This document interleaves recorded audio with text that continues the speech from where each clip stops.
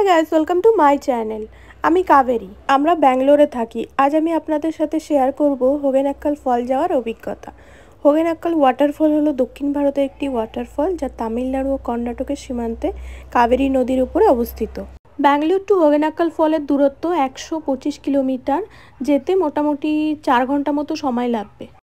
আমরা ঠিক করেছি কার বুক করে যাওয়ার। আমরা 5 জন যাচ্ছি, তার মধ্যে একজন ড্রাইভও করতে পারে, তার জন্য সেই আমাদের চালিয়ে নিয়ে যাবে। অনলাইন প্ল্যাটফর্ম থেকে আমরা কারটা বুক করেছিলাম। ওরা রাত 11টার সময় আমাদের গাড়িটা বাড়ির সামনে দিয়ে গেছিলো। আমরা রাত 3টের সময় বাড়ি থেকে বেরিয়েছিলাম, তখনও ভোর হয়নি, চারিদিকে অন্ধকার।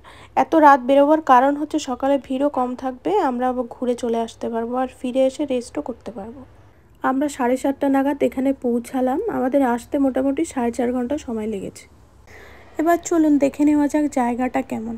আশেপাশে যেসব স্থানীয় লোকজনদের দেখা যাচ্ছে তারা আসলে এখানে অয়েল ম্যাসাজ করায়। এটা নাকি এখানের অনেক পপুলার জিনিস, তাই পাথরের উপর দিয়ে বসে অনেকেই করাচ্ছে। আমরা এসে প্রথমে এখানে একটা ঝুলন্ত ব্রিজ আছে, সেটা দেখতে চলে গেলাম। জোরে হাওয়া হলে ব্রিজটা নড়ে। এখানে এই ধরনের অনেকগুলোই ঝর্ণা আছে। আমরা ব্রিজের উপরে দাঁড়িয়ে দাঁড়িয়ে ঝর্ণাগুলোকে দেখছিলাম।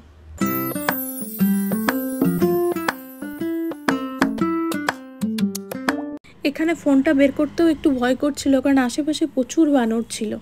যদিও আমরা যতক্ষণ ছিলাম কারো ফোন নিতে দেখিনি। এরপর আমরা চলে এলাম বোট বুক করার জন্য। এখানে একটা বোট বুক করতে 1500 টাকা নেয়, যেটায় 4 জন যাওয়া যায়, কিন্তু আমরা ছিলাম 5 জন।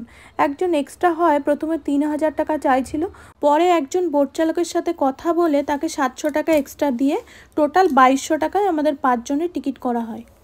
সব কিছুর পর এখন আমরা বোটে উঠে পড়েছি। কিছু দূর এসেই আমাদের সাইট সিন করার জন্য আমাদের এখানে নামিয়ে দিয়েছে। আমরা এখানে কিছুক্ষণ থাকবো, আশপাশটা দেখবো, তারপরে উনি আবার আসবেন, আমাদের বোটে করে নিয়ে অন্য জায়গায় নিয়ে যাবেন। এখানে এই জায়গাটা খুবই ভালো লাগলো। এই যে ঝর্ণার পাশে দাঁড়িয়ে বেশিরভাগ সবাই ফটো তুলছিল। আমাদের এখানে দেখা শেষ। এখন আমরা যাব বোটে করে আবার অন্য দিকটা দেখার জন্য। এখানে বেশ পাথর কেটে কেটে সিঁড়ি করা আছে।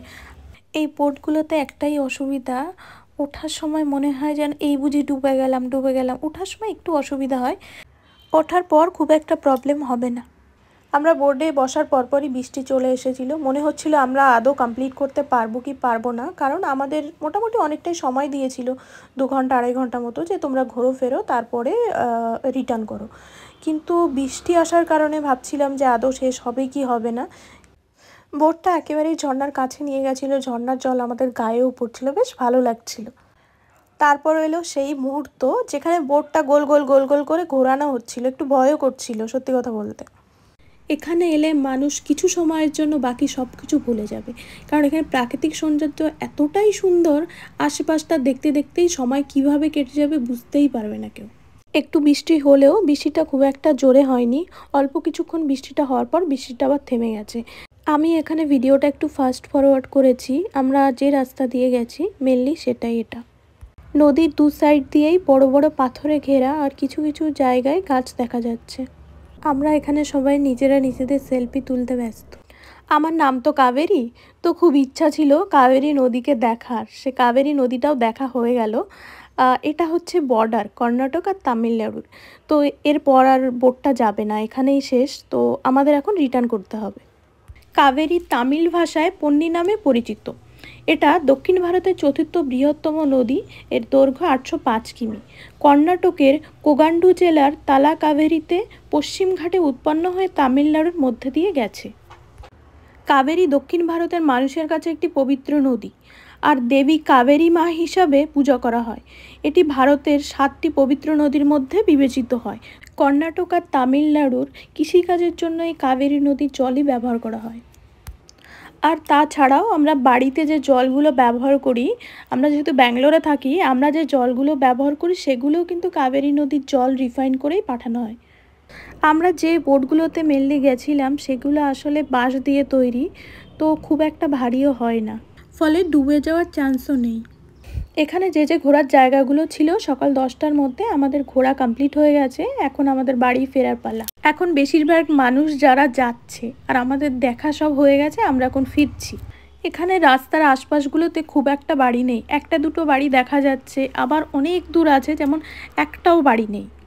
মেনলি এটা একটা পাহাড়ি এলাকা, পাহাড় কেটে রাস্তা করেছে, কিন্তু রাস্তা কিছু কিছু জায়গা আছে খুবই ভালো রাস্তা, কিন্তু মাঝে মাঝে এমন রাস্তা আসছে সেগুলো খুব একটা ভালো না। দুপাশের পাহাড় পর্বত দেখতে দেখতে আমরা বাড়ি ফিরছি, খুবই ভালো লাগছে। সকাল থেকে আমরা এখনও কিছু খাইনি, সবাই খুবই টায়ার্ড, খিদেও পেয়েছে, কিন্তু ব্যাপারটা হচ্ছে আশেপাশে কোনো দোকান বা হোটেল কিছু আমরা দেখতে পাচ্ছি না। আমরা সকালে ট্রিপটা শুরু করার আগে যদি কিছু খেয়ে নিতাম সেটা হতো, কিন্তু সেটা খাওয়া হয়নি। এখন রাস্তায় কিছু পাওয়া যাচ্ছে না, যে কারণে আমরা ঠিক করেছি ব্যাঙ্গালোরে ঢুকে তারপরে আমরা খাবো। আজকের ট্রিপে গাড়ির জন্য আমাদের টোটাল খরচ হয়েছিল 10,000 টাকা। যাই হোক, আমরা কথা বলতে বলতে গান শুনতে শুনতে চলে এলাম, মোটামুটি 1টা নাগাদ আমরা ব্যাঙ্গালোরের মধ্যে ঢুকে গেছি। এখন আমাদের খুঁজতে হবে ভালো একটা রেস্টুরেন্ট যেখানে আমরা লাঞ্চ করতে পারবো। এখন তো আর ব্রেকফাস্টের সময় নেই, এখন যেহেতু অনেকটাই দুপুর হয়ে গেছে, আমরা একটা বাঙালি রেস্টুরেন্ট খুঁজে সেখানে খেতে চলে যাব। এই জায়গাটার নাম হচ্ছে ইলেকট্রনিক সিটি। আমরা এটা পেরিয়ে হেয়ার মাঝে কলকাতা বলে একটা রেস্টুরেন্ট আছে, সেখানে খেতে চলে গেলাম। আমরা আজ 3 জন অর্ডার করেছিলাম চিকেন বিরিয়ানি, 2 জন অর্ডার করেছিল মাটন থালি। খাওয়া দাওয়া শেষ করে যার যার নিজের নিজের বাড়ি। আজকের ব্লগটা এখানেই শেষ করলাম। Thanks for watching.